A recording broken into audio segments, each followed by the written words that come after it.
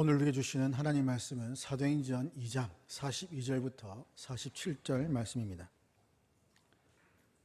사도행전 2장 42절부터 47절 말씀, 신약성경 190면입니다. 봉독하겠습니다. 그들이 사도의 가르침을 받아 서로 교제하고 떡을 떼며 오로지 기도하기를 힘쓰니라. 사람마다 두려워하는데 사도들로 말미암아 기사와 표적이 많이 나타나니 믿는 사람이 다 함께 있어 모든 물건을 서로 통용하고 또 재산과 소유를 팔아 각 사람의 필요를 따라 나눠주며 날마다 마음을 같이하여 성전에 모이기를 힘쓰고 집에서 떡을 떼며 기쁨과 순전한 마음으로 음식을 먹고 하나님을 찬미하며 또 온 백성에게 칭송받으니 주께서 구원받는 사람을 날마다 더하게 하시니라. 아멘. 이 땅에 사람들마다 각자 해야 할 일들이 있습니다. 가정에서는 남편과 아내, 자녀로서 또 부모로서 해야 할 일이 있고 또 그 일들에 힘을 써야 됩니다. 학생으로서 공부에, 또 직장인으로서 그 직장 일에, 그리고 교회 직분자들은 직분에 그 맞는 그런 일들을 감당을 해야 합니다. 이처럼 각자에게 맡겨진 직분, 일들 혹은 신분, 이러한 것들에 합당한 일을 하는 데서 게으르지 않고 힘을 써야 되는데, 교회도 마찬가지입니다. 우리는 하나님의 백성으로서 그리스도의 몸으로서 성령의 전으로서 부름을 받았습니다. 이렇게 하나님의 백성과 그리스도의 제자와 성령의 전으로서 부름받은 교회로서 우리는 지금 어디에 힘을 쓰고 있습니까? 우리가 그리스도인으로서 살기 위해서는 분명히 힘써야 될 일들이 존재합니다. 오늘 본문을 통해서 그 힘써야 될 일들이 무엇인지를 세 가지로 살펴보고자 합니다. 먼저는 말씀을 배우는 일에 힘써야 됩니다. 42절 앞절에 보면 사도의 가르침을 받았다라는 말이 나옵니다. 베드로의 설교를 듣고 사람들이 회개하여서 3,000명에 되는 사람들이 예수님을 믿고 이제 그곳에서 사도의 가르침을 받는 일에 힘썼습니다. 사도들이 가르친 내용은 예수님의 탄생, 그리고 여러 가지 교훈들과 행적, 죽음과 또 부활과 승천, 하나님의 아들 되심과 또 그리스도가 되신, 이러한 것들에 대한 내용들입니다. 그래서 교회는 말씀을 가르치는, 하나님의 말씀을 가르치는 공동체입니다. 교회를 한자로 보면 가르칠 교자에 모일 회자입니다. 어떤 분들은 교자를 교제할 교자로 말씀하지만 교회의 가장 기본은 바로 하나님의 말씀이 중심이기 때문에 교회는 말씀을 가르치는 모임이 되는 것이죠. 하나님 말씀을 잘 풀어서 해석하고 설명하고 적용할 수 있도록 가르치는 것. 우리는 세상 사람들과 달리 예수님에 대한 믿음을 가진 자들입니다. 예수님에 대한 믿음이 있기 때문에 지금 이 자리에 나와서 예배하고 또 말씀을 듣는 것이 아닙니까? 그러면 우리의 가진 이 믿음이 그냥 단순히 그 믿음으로만 짓는 것이 아니라, 그 믿음은 가만히 있는 믿음이 아니라 그 믿음은 살아있는 믿음, 움직이는 믿음입니다. 그 믿음은 역사하는 믿음입니다. 그래서 그 믿음은 자라나야 됩니다. 그 믿음은 강해져야 됩니다. 우리의 믿음이 자라기 위해서는 하나님 말씀을 들어야 됩니다. 로마서 10장 17절 보면 믿음은 들음에서 나고 들음은 예수 그리스도의 말씀으로 말미암는다. 믿음은 그리스도의 말씀으로 말미암는다. 예수의 말씀이 믿음을 자라게 하고 강하게 하고 성숙시킨다는 말씀입니다. 예수님 말씀을 잘 배울 때에 비로소 온전한 그리스도로서의 그 믿음의 기초를 우리는 가질 수가 있습니다. 그런데 사탄은 이 하나님 말씀을 듣지 못하도록 방해를 합니다. 일상에서 또는 예배 중에 수많은 세상의 염려, 걱정, 근심들을 우리 마음 가운데, 우리 생각 가운데 집어넣습니다. 그리고 말씀을 듣는 것에 집중하지 못하게 합니다. 자꾸만 다른 생각이 나게 만드는 것이죠. 다른 생각과 다른 마음을 주어서 말씀을 제대로 듣지 못하도록 방해한다는 겁니다. 졸음이 오게 해서 말씀을 듣지 못하게 합니다. 또한 생활 속에서 환난과 고난을 겪게 하여서, 고통을 겪게 하여서 말씀이, 그 받은 말씀이 그 마음 가운데 뿌리내리지 못하도록 방해합니다. 이렇듯 마귀는 우리가 말씀을 듣는 것을 처음부터 단절시키려고 하는 것이죠. 그래서 태초에 아담과 있을 때도 마찬가지였지 않습니까? 하나님 말씀을 듣지 못하게 그 말씀을 교묘하게 바꾸어서 하와를 유혹했고 결국 죄를 짓게 만들었습니다. 그리고 우리는 이 말씀을 가까이 하는 일에 힘써야 됩니다. 하나님 말씀을 가까이 하는 일에 힘써야 되는데 가만히 앉아 있는다고 해서 이 말씀이 내 안으로 들어오는 것이 아닙니다. 가만히 앉아 있는다고 해서 그 말씀이 내 마음 가운데 들어오지 않습니다. 그 말씀을 우리가 받아들여야 됩니다. 그 말씀을 받아들이지 않으면 그 말씀이 내 마음 가운데 들어오지 못한다는 것이죠. 여러분들이 예배 자리에 나와서 말씀을 듣는 것도 이 예배 자리에 오는 그 과정과 수고가 있기 때문에 이곳에 와서 말씀을 듣는 겁니다. 또한 내가 말씀을 읽으려면 성경을 펴서 읽어야 되는 그 수고가 반드시 따라야 됩니다. 가만히 사과나무 밑에 누워있으면 사과가 떨어져서 내 입으로 들어오지 않습니다. 그 사과를 따야 되는 수고가 반드시 있어야 하는 겁니다. 하나님 말씀이 그냥 내 옆에 있다고 해서 그 말씀이 내 안에 결코 역사하지 않습니다. 그 말씀을 듣고 배우는 수고가 반드시 따라야 됩니다. 그리고 그 말씀을 배우고 들었다면 그 말씀으로 인해서 우리는 즐거워해야 됩니다.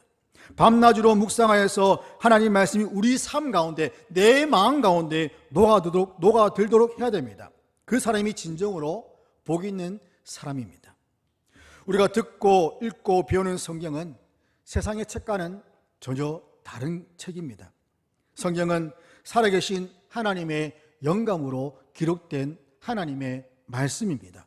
그래서 교훈과 책망과 바르게 함과 의로 교육하기에 유익하다라고 말씀하죠.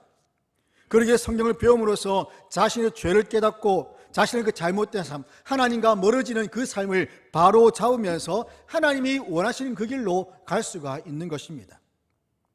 디모데후서 3장 17절 말씀처럼 성경은 하나님의 사람으로 온전하게 하여 모든 선한 일을 행할 능력을 갖추게 하는 그 목적을 가지고 있습니다.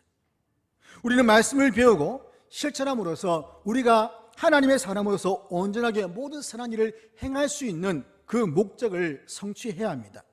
말씀을 통해서 변화가 일어나기 때문입니다. 또한 진정으로 예수님의 제자라면 그분의 말씀을 듣고 그냥 그것서 끝나는 것이 아니라 그 말씀을 들은 말씀대로 우리는 삶 가운데 실천을 해야 합니다. 43절 보면 사람마다 두려워하는데 사도들로 말미암아 기사와 표적이 많이 나타나니라고 합니다. 기사와 표적이 나타나는 이유가 무엇인가 하면 이 사도들이 전하는 그 말씀이 분명하다는 증표입니다. 내가 지금 전하는 그 말씀이 참된 하나님의 말씀이라는 것이 확실하다는 증표로서 기적과 지금 표적들이 나타나는 것이죠.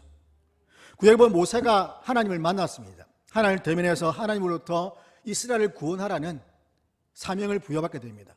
모세는 계속 거절하죠. 입이 둔하여서 저는 말을 하지 못해서 여러 가지 많은 변명들을 대면서 하나님의 그 명령을 거절하려고 합니다. 결국에는 설득되어서 가려고 하는데 그러면 내가 이스라엘 백성들에게 갔을 때에 하나님이 보냈다고 하는데 그것을 어떻게 내가 증명할 수 있습니까? 어떻게 이스라엘 백성들이 내가 하나님이 보낸 사람임을 증명할 수가 있습니까? 그러자 어떻게 합니까? 네가 네 손에 있는 그 지팡이를 땅에 던져보아라 했을 때 그 지팡이가 뭐가 됐죠? 뱀이 됐습니다. 그리고 그 꼬리를 잡았을 때 다시 지팡이로 돌아왔습니다. 이것으로도 조금 부족하지 않습니까? 그러면 너 손을 너 옷 속에 넣어봐라. 그렇게 어떻게 됐죠? 손이 나병이 걸렸습니다. 다시 옷 속에 넣으니까 손이 깨끗하게 되었습니다. 그래도 무엇인가 불안합니다. 그래서 하나님께서 말씀하십니다. 그러면 날강에 가서 그 날강 물을 조금 떠다가 육지에 보면 땅에 보면 그 물이 피가 될 것이다. 그것을 보면 이스라엘 백성들이 믿을 것이다 라고 말씀합니다.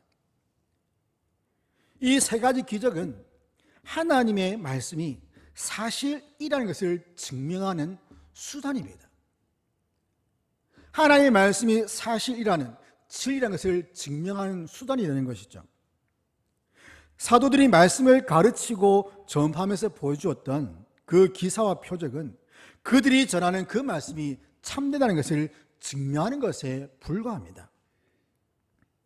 이처럼 기사와 표적은 말씀을 보조하는 수단이지 우리가 그것에 마음을 빼앗기면 안 된다는 겁니다.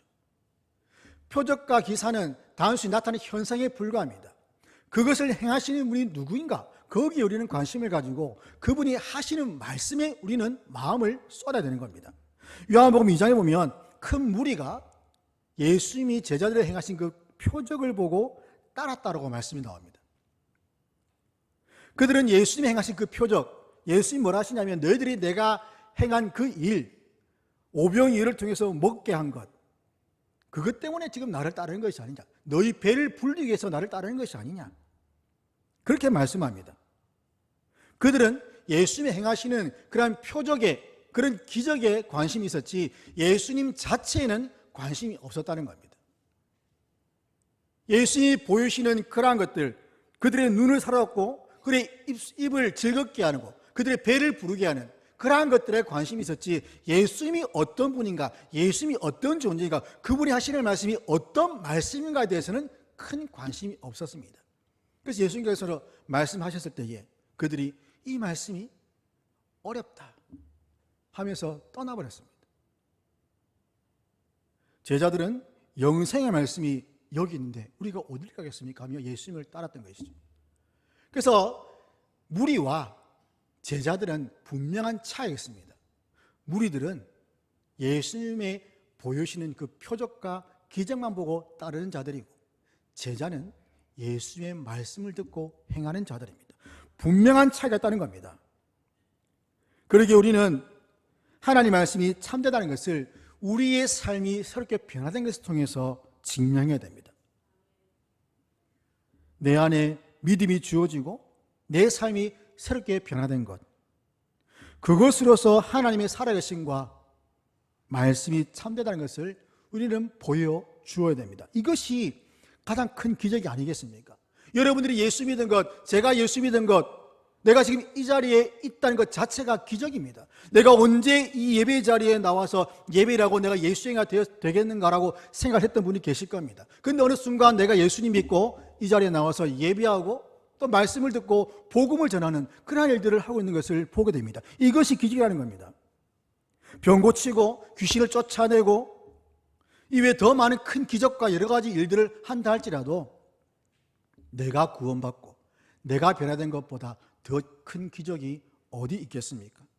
전혀 변하지 않을 것 같았던 남편이, 아내가, 내 자녀가, 내 부모들이, 내 형제와 내 친구들이 하나님 말씀을 통해서 변화되어서 예수 그리스도를 믿고 그리스도인이 되었다는 것 자체가 가장 큰 기적이며 놀라운 표적이라는 것이죠.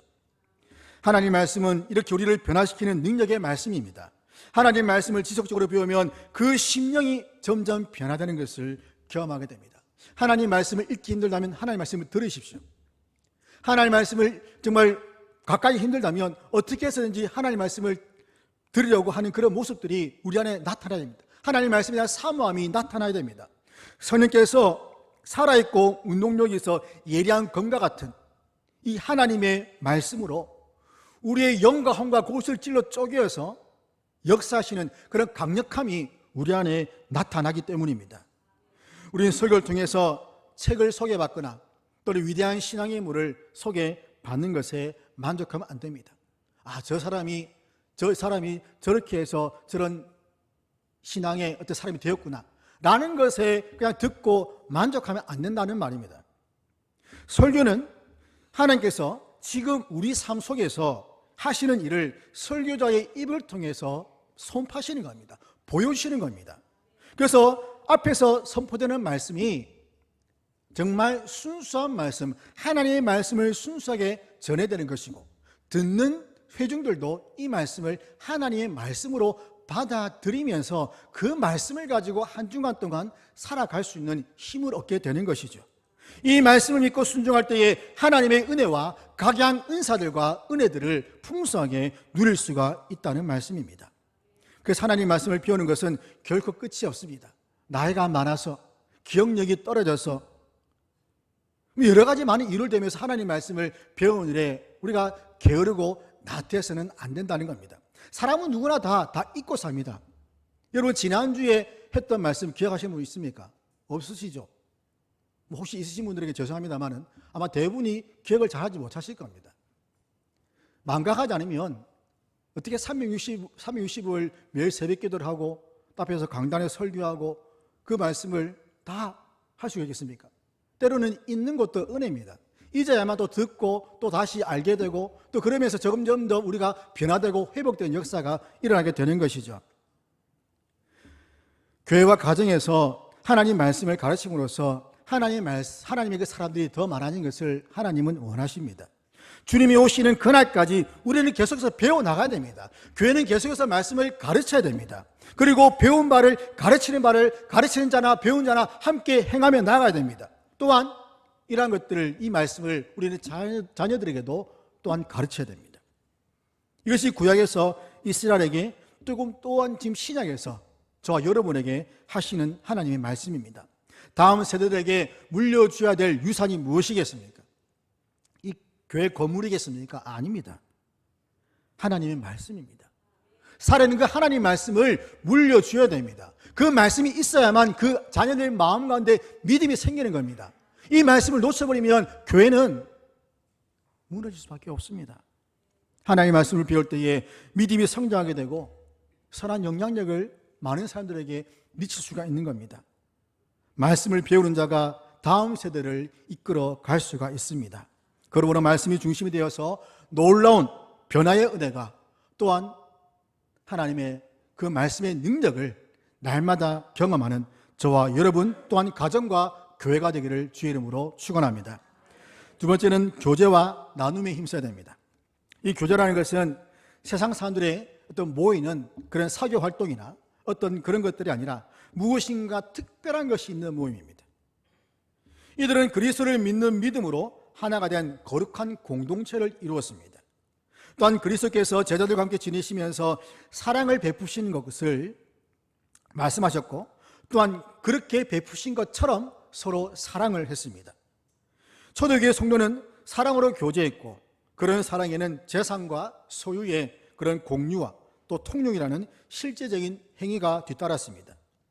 당시 사도들의 그 능력을 통해서 예수님의 색을 계속 이어갔고, 이들의 색을 통해서 먼 곳에서 온 많은 사람들이 예수님을 믿게 되었고, 또 그것을 함께 신앙생활을 하게 되었는데, 이런 그들에게 생활을 할 수 있는 그런 생활용품들, 그런 것들이 필요했을 겁니다.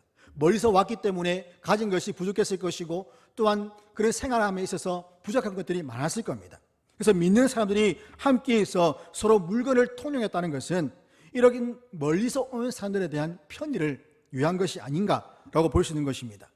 또한 초대교회는 각자의 소유를 공유하고 또 팔아서 궁핍한 자를 구제했습니다. 필요에 따라 나누어졌다고 하죠. 이처럼 예수를 믿는 공동체는 서로 사랑하라는 주님의 말씀을 실천하는 공동체입니다. 요한복음 13장 35절 보면 너희가 서로 사랑하면 이로써 모든 사람이 너희가 내 제자인 줄 알리라고 말씀합니다. 서로 사랑하는 것이 바로 예수님의 제자임을 알게 하는 방편입니다. 선한 사마리아인 비유를 보면 우리가 잘 알 수 있습니다. 강도 만난 자를 위해서 사마리아인이 자신의 재물을 사용해서 그를 끝까지 돌봐주었습니다.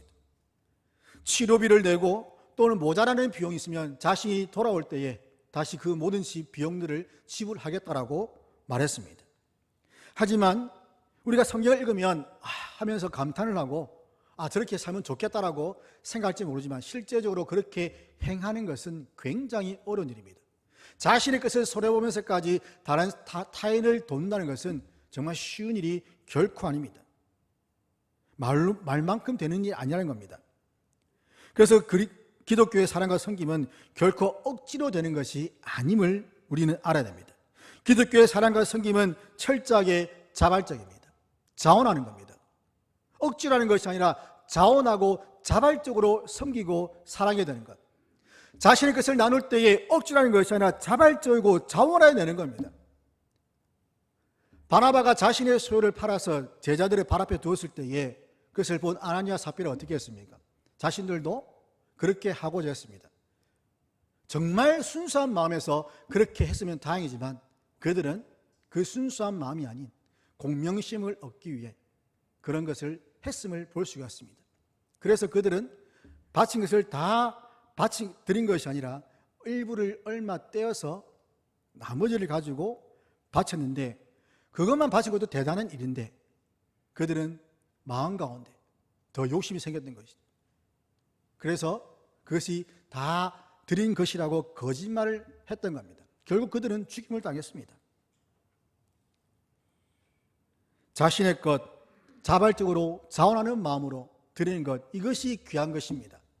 거기에 거짓과 개인의 욕심, 정욕 이런 것 담기게 되면 결국에는 그 마음이, 그 순수한 마음이 변질되어 버리게 됩니다. 참된 교제는 나누는 겁니다. 내 것이라고 우기고 채우려고 하는 것이 아니라 자신의 것을 포기하고 나눌 때에 교회는 성장합니다. 재물을 나눠주지 않고 모아두면 우리는 부자가 될 것이라고 생각합니다. 부자는 되겠죠. 그러나 부패한 부자가 되어버립니다. 부자는 될지 모르겠지만 그 심령은 그 재물로 말미암아 부패하게 됩니다. 나눌 줄 모르는 교회와 성도는 그 욕심과 인색함으로 스스로 부패해집니다. 세상의 사치와 허영을 본받고 오염되어서 결국에는 교회의 본질을 잃어버리게 됩니다.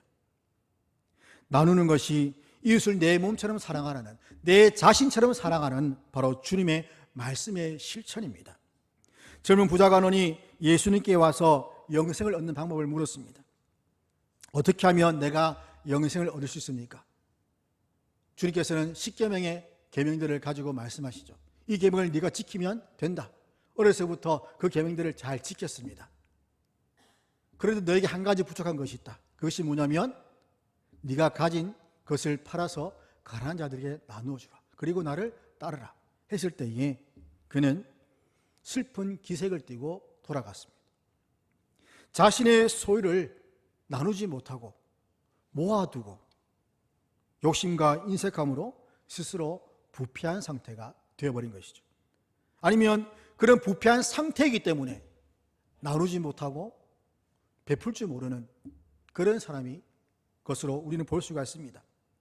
주님은 누가복음 12장 33절과 34절에 내 소유를 팔아 구제하여 낡아지지 아니하는 배낭을 만들라.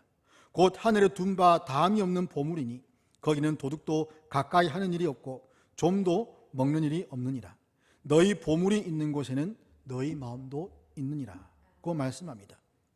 우리는 자신을 위해서 얼마나 많은 시간과 돈을 투자합니까? 건강을 위해서 좋은 것을 먹기도 하고 운동을 하기도 하고 편하게 살기 위해서 좋은 집을 구하기도 합니다. 또 내 가족을 위해서 가진 것을 아낌없이 내어놓습니다. 또 내 주변에 나와 친분이 있는 사람들을 위해서도 기꺼이 사용합니다. 그러나 그 중심에는 자기 자신이 있습니다. 자기를 위해서 베푸는 만큼 점점 그 베푸는 양이 줄어든다는 것이죠. 외부로 나가서 줄어들게 됩니다. 가장 소중한 자기 자신을 위해서는 수많은 것들을 다 허비하더라도 그것이 결코 아까운 것이 되지 않지만 그러나 점점 밖으로 외부로 나갈수록 점점 그것들이 줄어들게 되는 것이죠.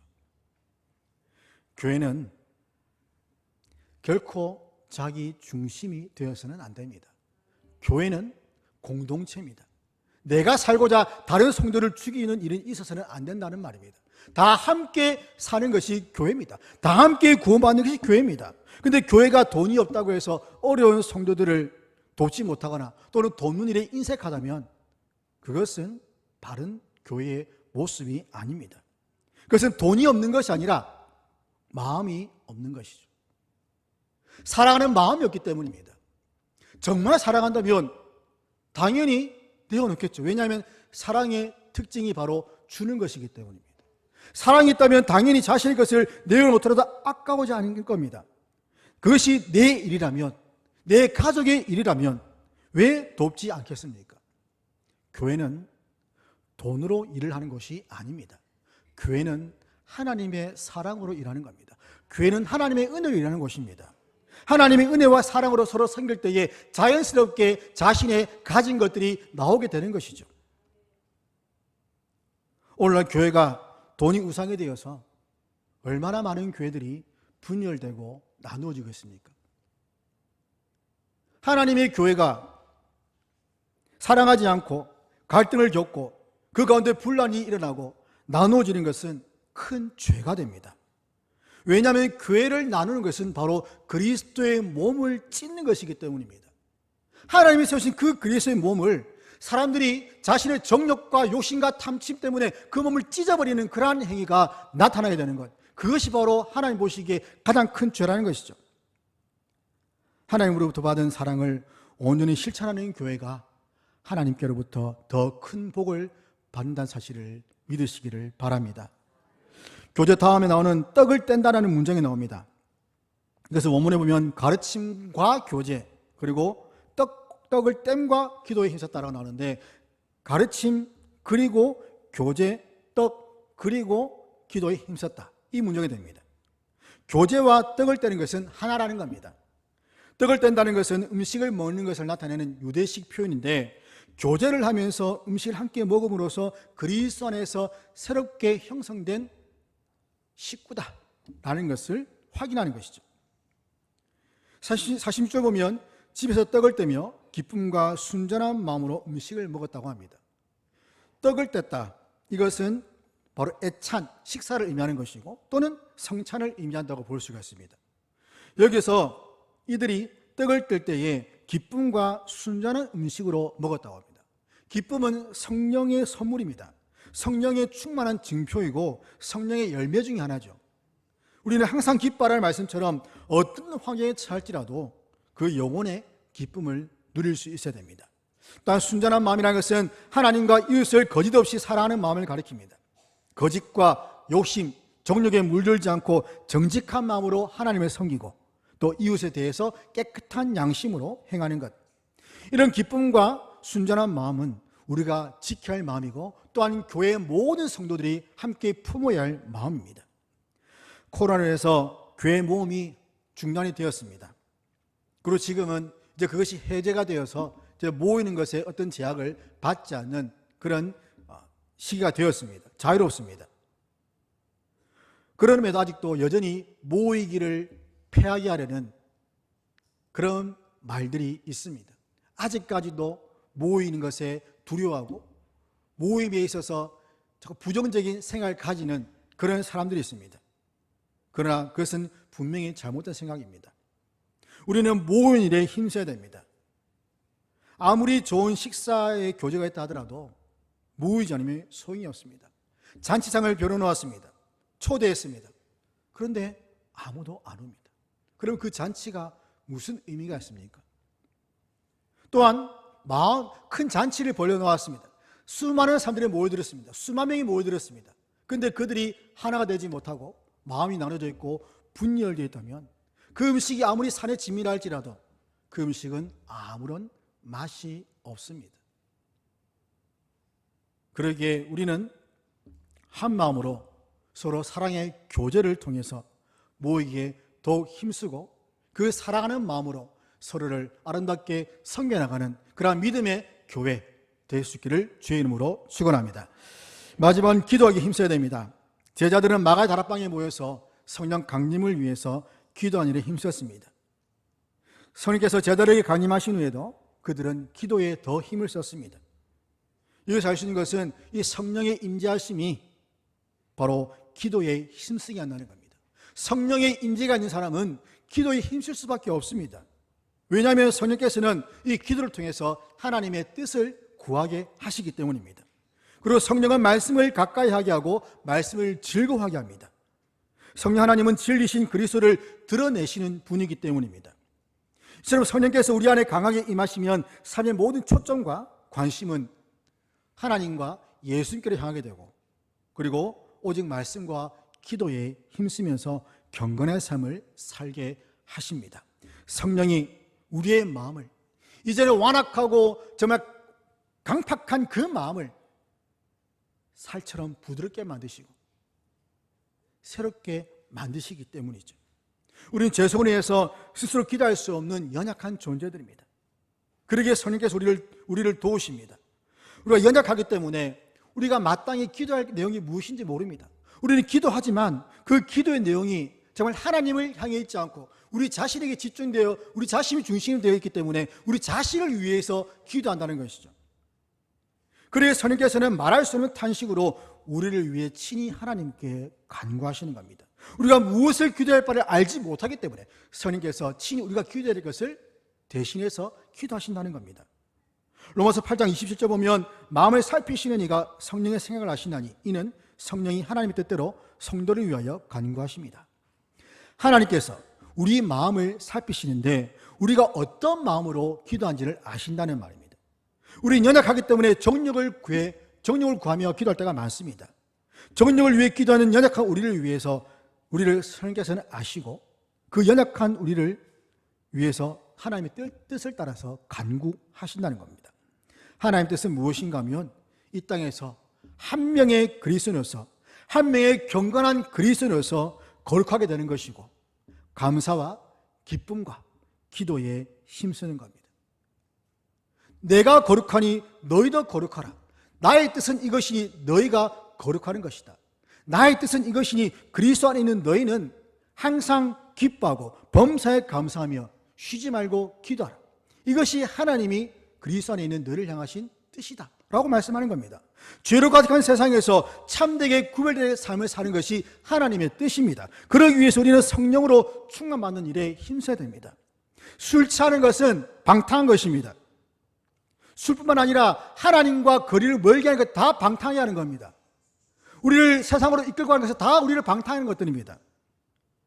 우리는 육신의 정욕을 위해서 일하지 말고 육신의 일을 다 버리고 그리스도의 옷을 입어서 거룩한 삶을 추구하며 살아야 됩니다. 자기를 깨끗하게 해서 거룩하게 되어 하나님이 쓰시기에 합당한 그러한 그릇이 되라고 성경은 말씀합니다. 이것은 우리의 힘이 아닌 오직 성령으로 충만할 때에 할 수가 있습니다. 그러기에 기도한 일에 힘쓰십시오. 기도하지 않으면 우리의 영혼은 영적으로 잘 수밖에 없습니다. 영혼이 잠들면 그 교회는 사탄의 일방적인 공격을 받을 수밖에 없습니다. 우리의 영혼이 잠들게 되면 사탄이 교회를 무너뜨립니다. 겉보기에는 무엇인가 평안하게 보이고 아무 일이 없어 보이지만 그러나 사탄이 어느샌가 그 틈을 타고 들어와서 교회를 조용하게 무너뜨려 나간다는 겁니다. 눈에 보는 폭발적인 그런 무너뜨림이 아니라 조용하게 한 명씩 한 명씩 그 영혼들을 잠식해 나가면서 그 영혼들을 하나님으로부터 교회로부터 멀어지게 만드는 일들이 일어난다는 겁니다. 이를 막기 위해서 교회는 깨어서 기도해야 됩니다. 교회에 기도하는 자들의 수가 많아져야 됩니다. 모든 성도들이 기도에 힘써야 됩니다. 누구 한 사람 한 명의 그런 기도가 아니라 모든 성도들이 어디에 있든지 기도에 힘쓰고 그 기도를 통해서 자신이 영적으로 깨어있고 온 교회가 깨어있는 그런 믿음의 상태가 되어야 한다는 겁니다. 야간에 보초가 잠이 들면 당연히 공격을 받을 수밖에 없겠죠. 심지어 생명의 위협도 받게 됩니다. 그러기 기도하는 사람은 경계병처럼 깨어있어야 됩니다. 스스로 잠에 빠지지 않도록 자신의 영혼이 하나님과 교통한 일에 힘써야 됩니다. 이렇게 힘을 쓰면서 하나님의 그 살아계심을 보고 더 친밀한 관계가 되도록 간구해야 하는 것입니다. 하나님의 은혜를 더욱 구하면서 우리는 믿음으로 반응해야 됩니다. 또한 기도는 하나님을 찬미하는 겁니다. 찬미는 그리스도를 통해서 구원의 은혜를 베푸신 하나님의 크신 사랑에 감사하는 것인데, 그리고 하나님을 높이는 것이고 하나님의 사랑과 보호를 믿는다는 의미가 있습니다. 우리는 기도를 통해서 하나님이 베푸신 그 구원을 기뻐하고 그 십자가의 사랑을 경험하면서 하나님을 찬양해야 합니다.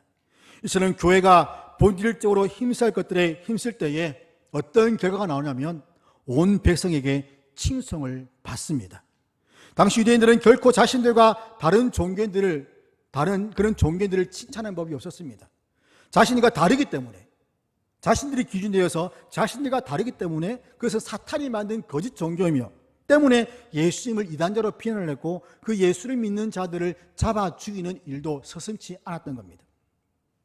그런데 교회를 칭송했다는 것은, 이것은 하나님의 은혜가 아니고서는 있을 수가 없는 일입니다.